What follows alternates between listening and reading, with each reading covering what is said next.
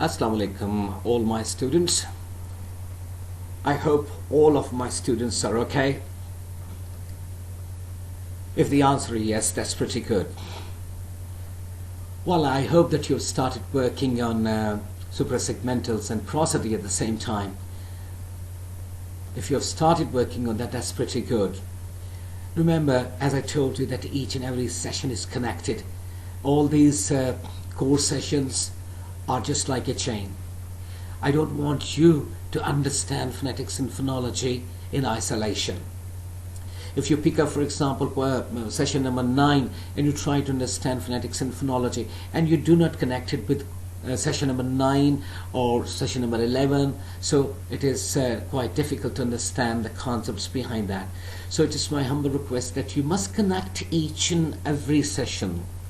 Without connecting the sessions, all the sessions together, whatever is important, definitely we discuss separately under the banner of one session. But remember, the same thing or the things are connected with the next one or maybe the previous one.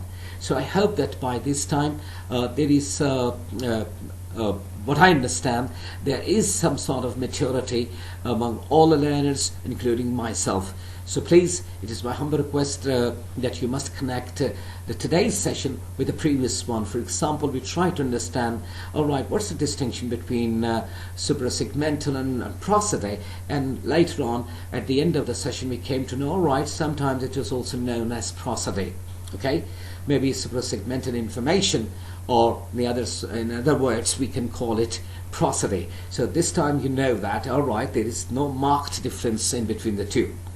So this is session number 21. Let's see what we have to discuss today. Okay. I welcome all my students to session number 21. We're, I think so, we are in the middle of our semester. Not exactly, but we are somehow in the middle of our semester. And I hope that when we say that we are in the middle of the semester, that means that things are getting a little bit technical. Sometimes some of the students may feel, all right, this is getting a little more technical. Now, how to avoid this sort of feeling, that's very important. My recipe always is, of course, to myself and to my students, is that we have to get ourselves in doing some sort of activities. Not the activities which I suggest you people during the session and at the end of each session, but I think so many activities you can coin, you can generate by yourself. Okay, so let's see what we have in session number 21. My dear students, our today's topic is to understand suprasegmentals. Simply suprasegmentals. Never think that only one word is written over here. So okay, we can just talk about this after finishing 2 or 3 slides and we understand what are suprasegmentals. But remember, there are many things we have to discuss because there are many things which need to be analyzed. And sometimes there are many examples, of course, which I feel are very important for you people to understand the concept. But it is possible that there are many other examples you can have and you are thinking about them. So you're free, if you've got any example, okay, you can quote it, no problem at all, okay? Well, look at this slide carefully. 2 languages have been presented before you. Both languages, rhythm in fact is in front of you. Look at Chinese rhythm. I'm not talking about the caption of this slide. Simply I'm talking about that look at the Chinese rhythm. What kind of rhythm in Chinese language we come across? If you listen to a Chinese speaker without understanding what one is saying and then try to compare with a speaker who's speaking English, I'm referring to the native speakers. This is what we get in fact. Look at now English rhythm. These are not 3 children or a woman then a child, then a space, two children, then an adult, and then a child.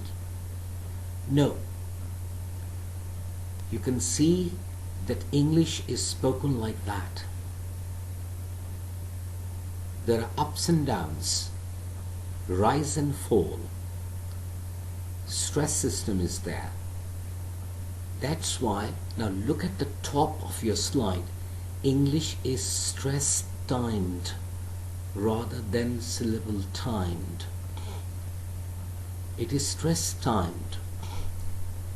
What message you have to convey by stressing one syllable or two syllables or one word according to the message need, according to the need of the speaker, according to the attitude of the speaker, according to the emotion of the speaker. What kind of emotions the speaker wants to convey, right? Look at Chinese rhythm and look at English rhythm.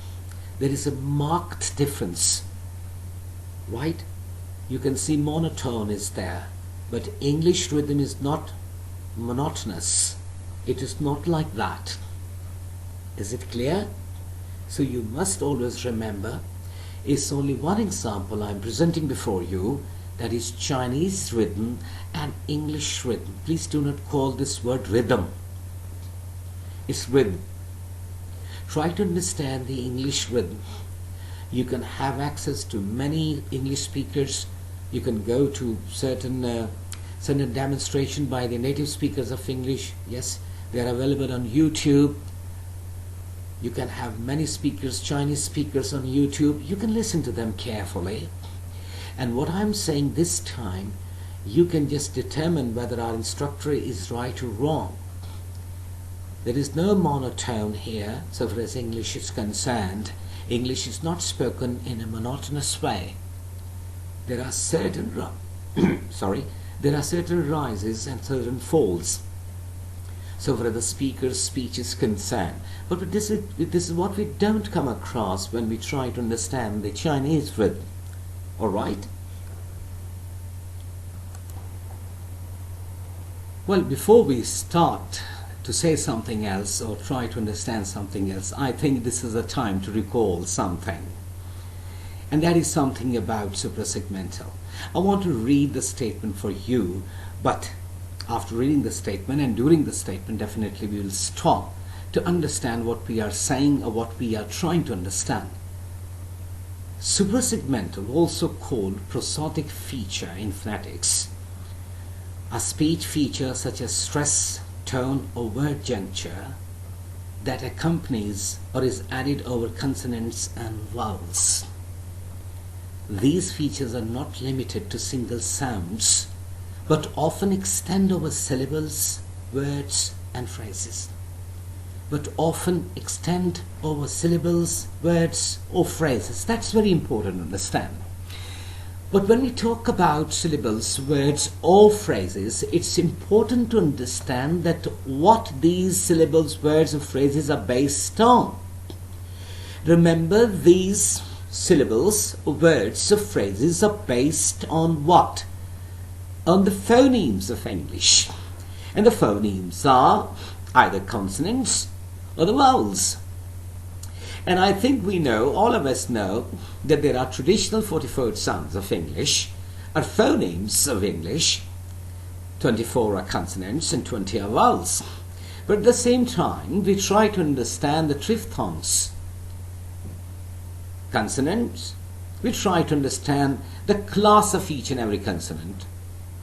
And of course the vowels, we have got pure vowels and diphthongs. At the same time, we have triphthongs. When I say vowel, that means a pure vowel, or you can see that one sign is there, diphthong, double sound, but two pure vowels are together. Triphthongs, that means three vowel sounds are together. It's very important to understand, first of all, as we try to understand in session number 20, that we call a suprasegmental a prosody. That makes no difference at all. Because when I'm saying suprasegmental, that means I'm talking about the prosodic features. The prosodic features. One way or the other, both are the same. So in phonetics, if you call suprasegmental, or if you go prosody, it's okay. If you say prosody, all right, that means that the person is talking about suprasegmentals. What happens in fact? These consonants or vowels, whatever these are, remember they are used in syllables or words or phrases. That's very important to understand, because in the previous slide I presented before you the difference between Chinese rhythm and English rhythm.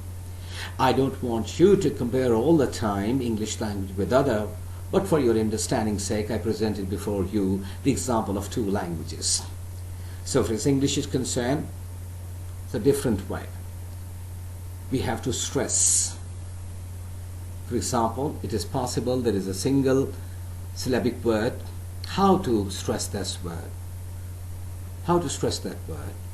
And if the word is having more than two syllables or two syllables, what is the way to stress one syllable? Remember, in polysyllabic words, sometimes it happens that one or more than one syllables are stressed, but mostly there is one syllable that is stressed. But that doesn't happen to some of the languages. For example, if you talk about your own language, that is Urdu, can you stress syllables? Okay? No, it's not the way. Because stress timed. So that is what you have to remember. So far as English is concerned,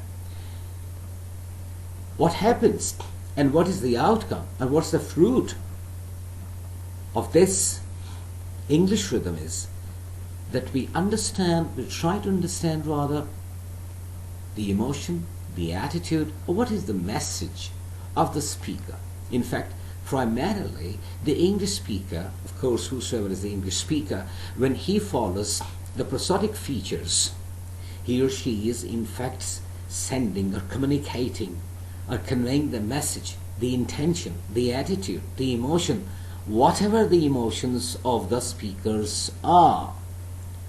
So that is what. But remember, it's very important to understand the consonants, the vowel sounds, of course, the phonemes. Without understanding them, without understanding the signs of each and every phoneme, it becomes really very hard to understand the prosodic features or the suprasegmentals, because the connected speech is the target.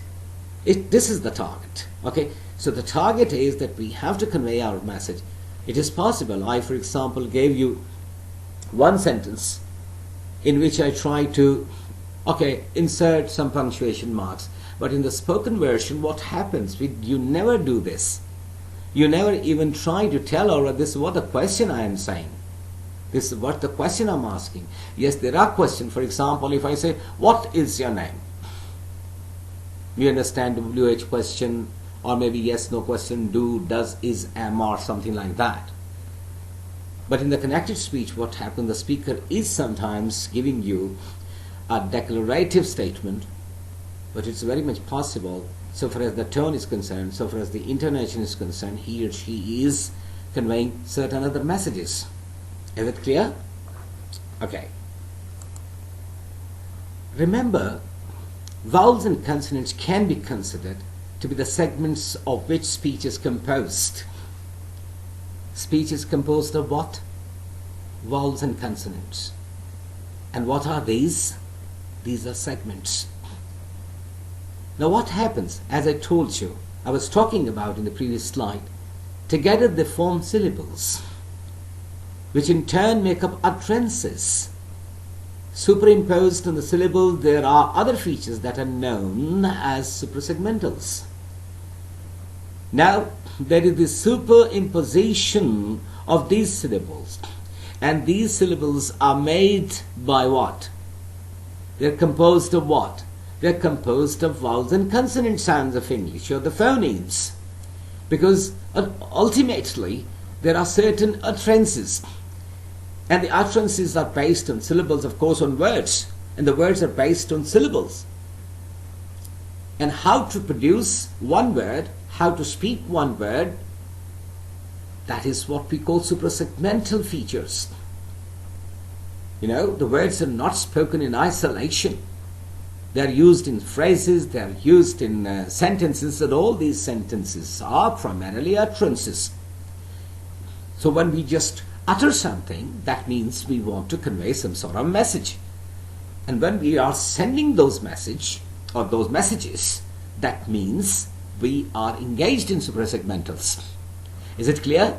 So the first and the most important thing is that we should be knowing what are the consonants or vowels, what are the signs they carry, and what are the sounds they carry. So each consonant or a vowel, or maybe diphthong or a triphthong, whatever you are naming it, they have got separate symbol, a sign, and each phoneme is distinctive so far as the sound of that particular phoneme is concerned. So these phonemes in fact generate syllables. So syllables are used in words, and then phrases, and then sentences. Is it clear?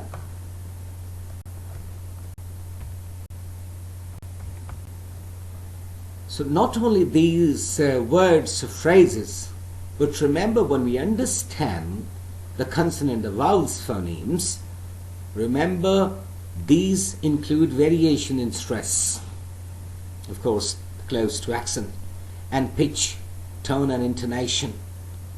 Variations in length are also usually considered to be suprasegmental features, although they can affect single segments as well as whole syllables.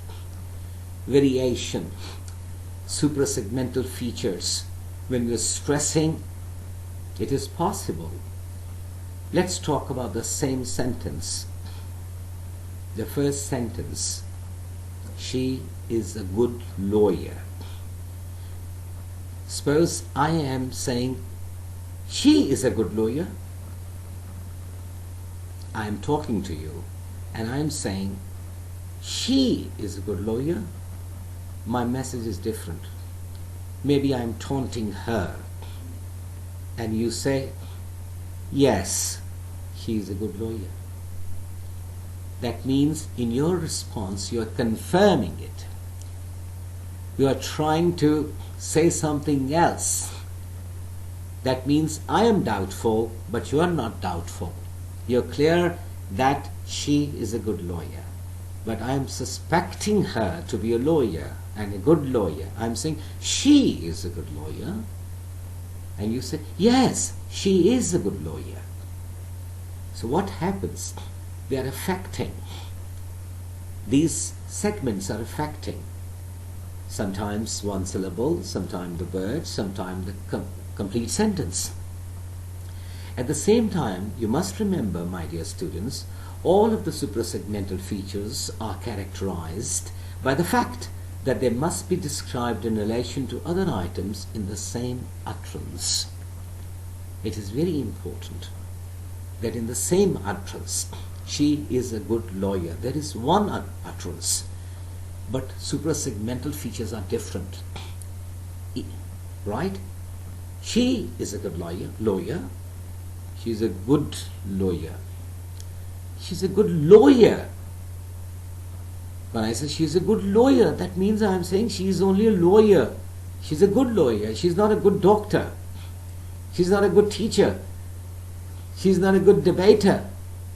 So remember, they are characterized. It is very important to understand the variation. Variation where? In the length. Yes, exactly. The length of the word, the length of the sound, all these things matter. Is it clear? All right. Let's understand prosody or the suprasegmentals. First of all, let's focus on terminology. Terminology. Remember, the IPA provides a group of symbols for stress, length, intonation, syllabification and tone under the general heading suprasegmentals. Now, what are suprasegmentals? Stress, length, intonation, syllabification and tone. These are suprasegmentals. These are suprasegmentals. If I'm talking about stress, if I'm talking about length, if I'm talking about intonation or syllabification or tone. Remember, they are in fact, or I am in fact talking about suprasegmentals, because these reflect a conceptual division of speech into segmental and suprasegmental parts. First the segmental, the second is the suprasegmental. Segmental, we are concerned with the phonemes. We have to talk about each and every individual phoneme. If it's consonant, what is the class of the consonant? If it's a vowel, whether it's front vowel, is central vowel, or it's the back vowel. And then what's their use in the syllables, in the words, in the phrases, and of course in the sentences. That all these things, all these groups, all these parts in fact make sentences or the utterances. So there are two parts you must remember: the segmental part and the suprasegmental part. Segmental part or the suprasegmental part. Remember, do not use this word as suprasegmental. It's suprasegmental. Suprasegmental. Okay? Since we are talking about stress, we are talking about length, intonation, or syllabification or tone. So we've got to be very much careful about the pronunciation of these words, even the segmental and the suprasegmental.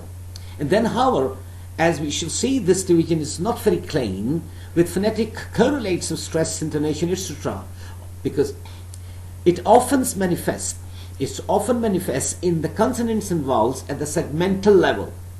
At the segmental level, something is different. We have got consonants. The production of consonant sound is different from the production of vowels. Do you understand that? So we are not concerned with the stress and intonation there. We must be knowing how to produce bilabial sounds. If I'm talking about consonants, I should be knowing, okay, what is the way to produce a bilabial sound? P, B, M. At the same time, I should be knowing what are the labiodental sounds. That means I'm concerned with what? F and V. Or maybe dental sound, or alveolar sound, plateau-alveolar sound, velar sound, glottal sound. So the scheme of work is different so far as the segments are concerned. At the segmental level, then, for example, if we talk about vowels, we have to understand, okay, one is the front vowel. How? Because we are not using lips. We are not using teeth at that time. If I say, for example, E, I must understand whether it is a front vowel sound, central vowel sound, or a back vowel sound. Are you getting my point? All right.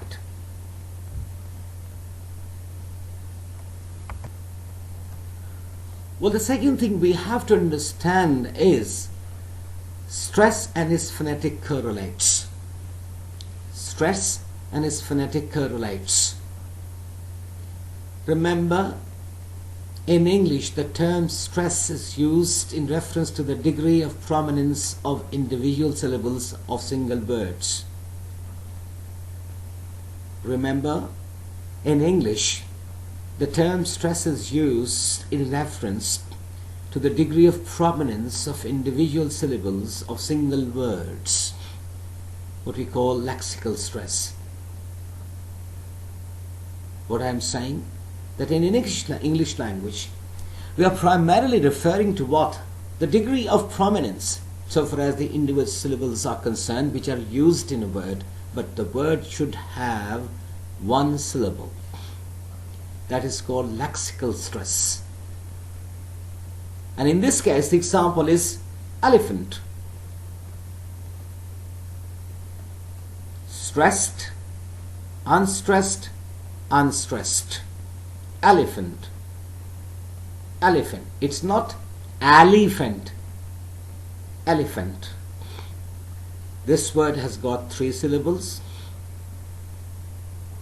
The first syllable is stressed, the second is unstressed, and the third is unstressed. Now, if I say this word, elephantine, elephantine, elephantine, elephantine, elephantine. Unstressed, unstressed, stressed, unstressed. Okay? But remember that not every word is actually stressed when it occurs in sentence.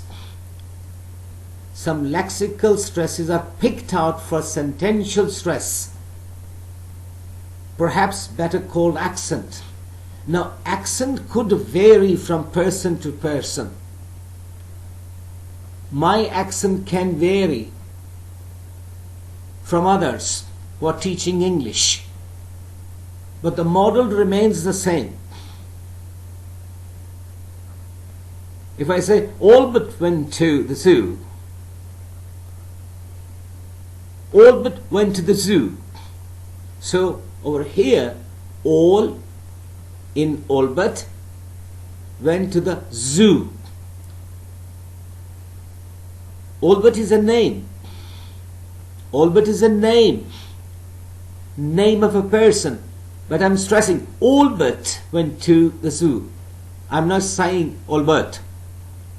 I am having my own accent, for example, when I use this sentence. Albert went to the zoo.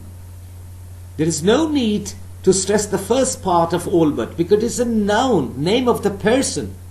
It's the name of the person, always remember. So that's why accent of the people can vary. But the pronunciation, either it's British pronunciation or American pronunciation, that is a different story. Is it clear? Okay. Now let's talk about pitch, tone and intonation. Remember, pitch refers to the perception of relative frequency. For example, perpetually high-pitched, low-pitched. But tone refers to significant, meaningful, contrastive, phonemic contrasts between words signaled by pitch differences. It's very important to understand that pitch refers to the perception of relative frequency. Sometimes the high pitch, sometimes the low pitch. But tone refers to significant, meaningful, contrastive, phonemic. So, tone refers to contrasts between words signaled by pitch differences. The difference between pitch and tone, what is that? Pitch refers to the perception of relative frequency. It could be high pitch, it could be low pitch. But so when the tone is concerned, it refers to contrasts between words signaled by pitch differences. Alright? What is the difference of pitch so far as the tone is concerned? Okay?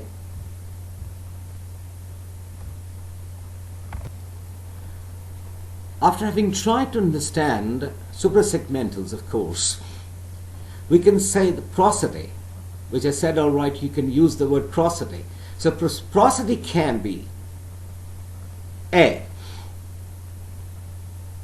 place of articulation, B, manner of articulation, C, degree of stricture. Do you remember obstruction? That's very good. D, voicing. So you can have the reference right. Voicing. What kind of voice? What is voicing? Alright? Voicing. Vibration. And sometimes no vibration. And when you talk about voicing, and then we have to talk about frontness and backness of what? Of vowels. Frontness and backness of vowels. And if I say frontness and backness of vowels, the F point is the openness and closeness of our mouth. So E is the frontness and backness of what? Vowels. And when I talk about the front vowel or the back vowel, that means I'm referring to, that is point number F. F. openness or closeness of our mouth. Okay? For example, if I say O and if I say oh, there is a difference between O and oh. Are you getting my point?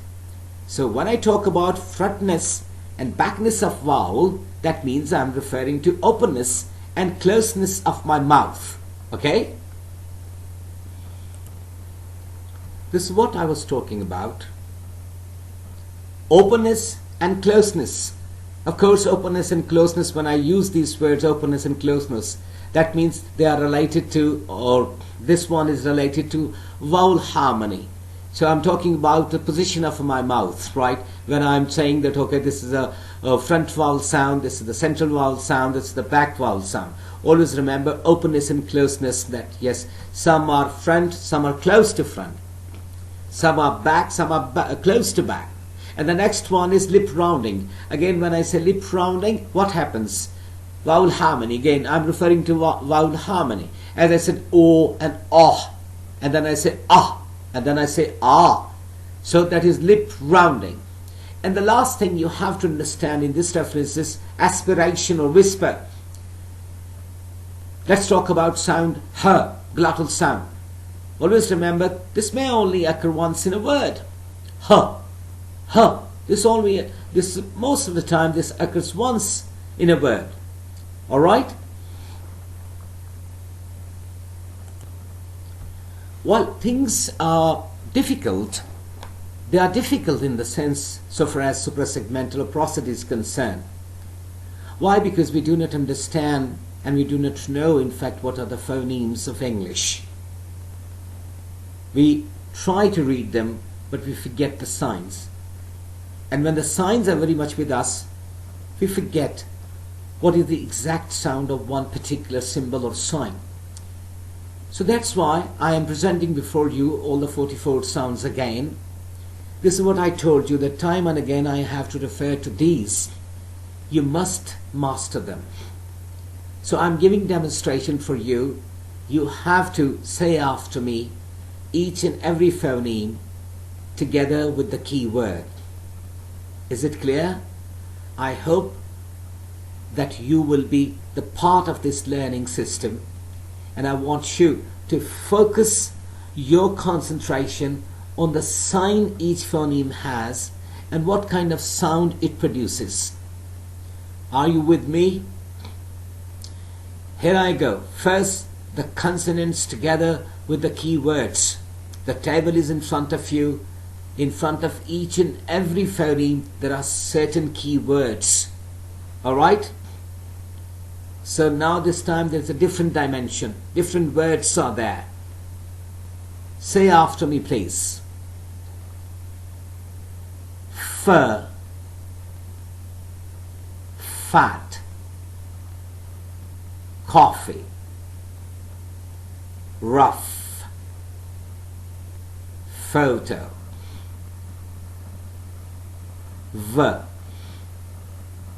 view, heavy, move, thing, author, bath, this, other, smooth, sir, soon, sees, sister, zero, music, roses, buzz, ship, sure, national,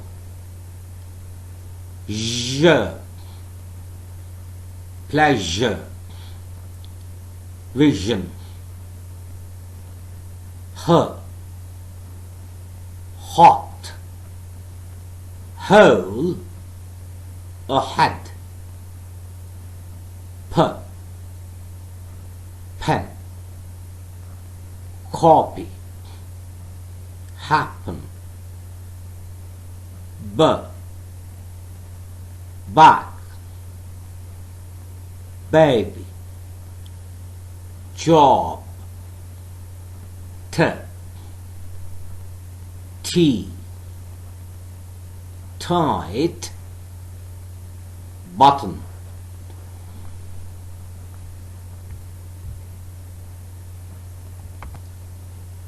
D, day, ladder,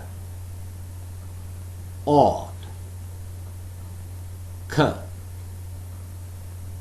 key, clock, school, g,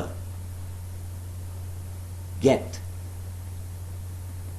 giggle, ghost, ch, church, match, nature, j, judge, age, soldier, m, more, hammer, sun, n, nice, no, funny, sun, ing, ring, anger, thanks, sung, l, light, valley, feel, r,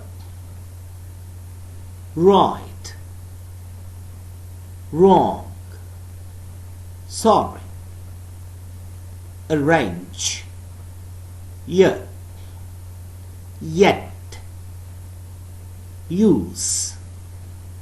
Remember, if the word use is a noun, its pronunciation is use. But if it is a verb, its pronunciation is use. So this time I'm using this word as a noun. So I repeat, y, yet, use, beauty, few, were, wet, one, when, queen. Now let's talk about vowels. Of course, the pure vowels and the diphthongs. Say after me, please. E, fleece, C, machine, I, kit, bid, him, minute, a, dress, bed, head, many, a, trap, bad,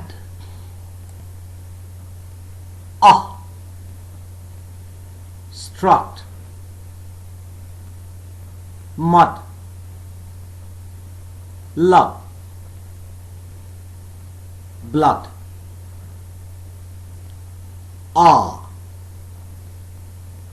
start, father,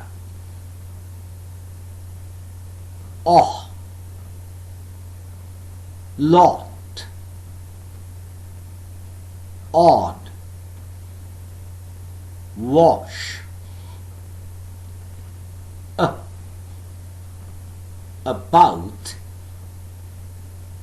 again,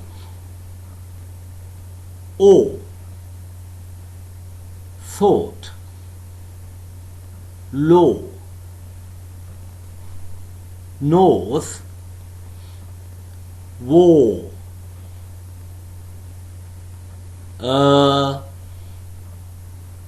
nurse, stir, learn, refer,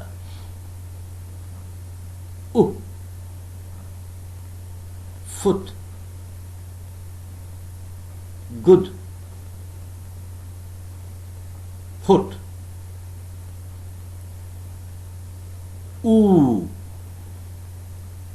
goose, two,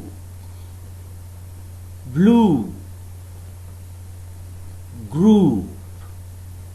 And now the diphthongs. A, face, day, break, eye, price, high, try. Please do not pronounce this diphthong as I.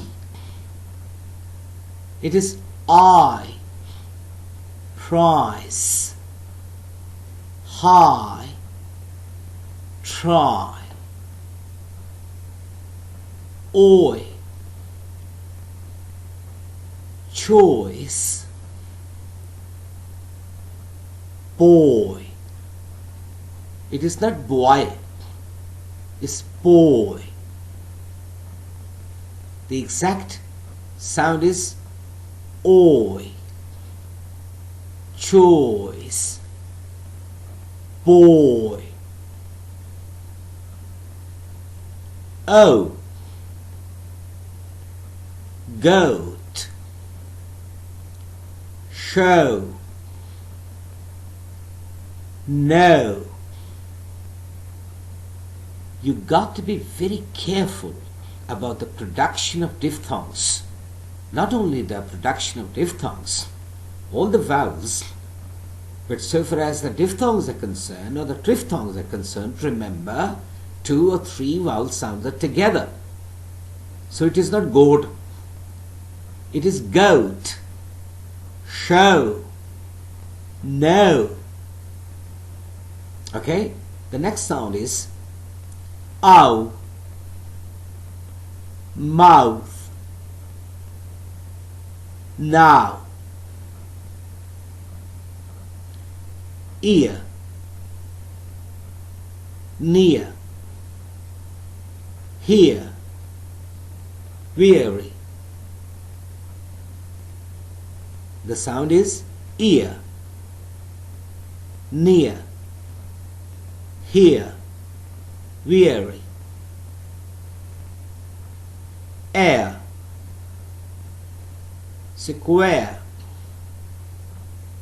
fair, various, various.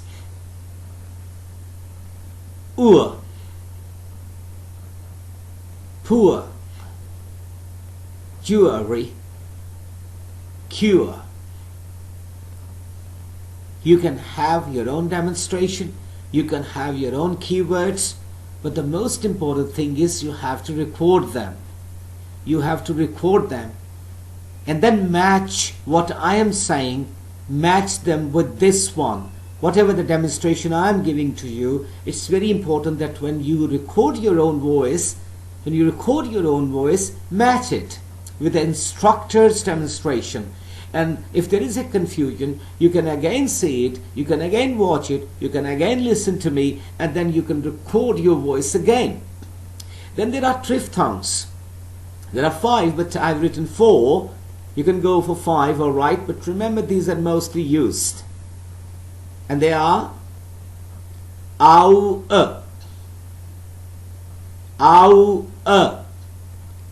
T-O-W-E-R.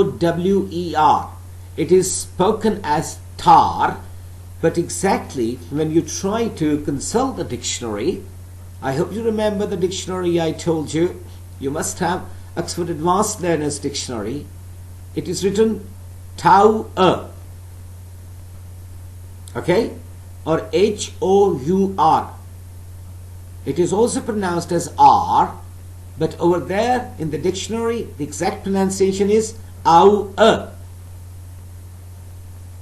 Ow-er. The next is O-er. Row-er. O-er. The next is Oi-er. Roy-ul. Roy-ul. Oi-er. And then I-er. Higher. High-er. Higher. Higher. Higher. Okay?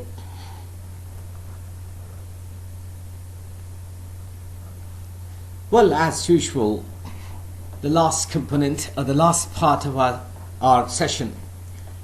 This is what I told you. I still remember when I picked up this course during session 1, I said most important is the last part of each and every session. I'm not saying that other parts are not important, but I am saying that the last part is significant in the sense that we can, after recapitulating what we've done in one session, we should be capable of understanding by demonstration or through demonstration. We can tell, you can tell the instructor, this is what I've understood. Right, today what we talked about, in fact, prosody, and of course suprasegmental features, whatever you name it, it's okay. What are the things which are very important we try to understand? First of all, we try to understand, of course, at the end of the session, this is what we did in practice, but during the session, I kept on saying that you must have understanding of all phonemes of English. And before closing the session, I gave demonstration of the consonants on the consonants and vowel sounds of English, with a request that you must remember the sign or symbol of each and every phoneme together with its sound. Without understanding the symbol or the sign of each and every phoneme, it is not possible to use it in the stress. Maybe it's a word stress or the sentence stress. At the same time, if you want to use intonation, if you want to speak English monotonously, that is a separate discussion. But as a student of phonetics and phonology, always remember, you must try to speak English with variation. I presented before you the rhythm of two languages in the beginning, Chinese and English rhythm. It's very important, my dear students, that we have to concentrate on the intonation pattern. We should speak English with certain rising and falling tones. At the same time, we must not forget that, of course, we have to stress one syllable in a word. But the most important thing is the context in which we are using language. At this time when I'm talking to you and I'm trying to wind up, to wrap up the session, you can again listen to me carefully that I am speaking with all the stress patterns of English. It is possible, as I told you time and again, that I'm not an English speaker. I'm not a native speaker of English. But at least I try to present before you fair English that contains all the stress pattern. I try to stress the words as the words are to be stressed. So that is the requirement from the student of phonetics and phonology. And time and again I told you that I always record my session with a view that you students, all my students are sitting in front of me and I'm talking to them. That's why I try to bring normal examples, the examples you can come across outside when you're talking to your classmates or wherever you talk. The most important thing is the English speaking environment. Time and again I'm emphasizing on this very important factor. The lack of this factor, in fact, is the cause of you can say faulty pronunciation of the students. So today what you need to do after this session is tell me or explain to me, what do you know about suprasegmentals? What is your understanding of suprasegmentals? You have to explain to me. And the second most important thing is that please try to demonstrate and record your voice, record your demonstration of all phonemes, English phonemes, along with some keywords, and try to record your voice, and you can WhatsApp me, no problem at all. You can WhatsApp to your class fellows for their response, for their feedback.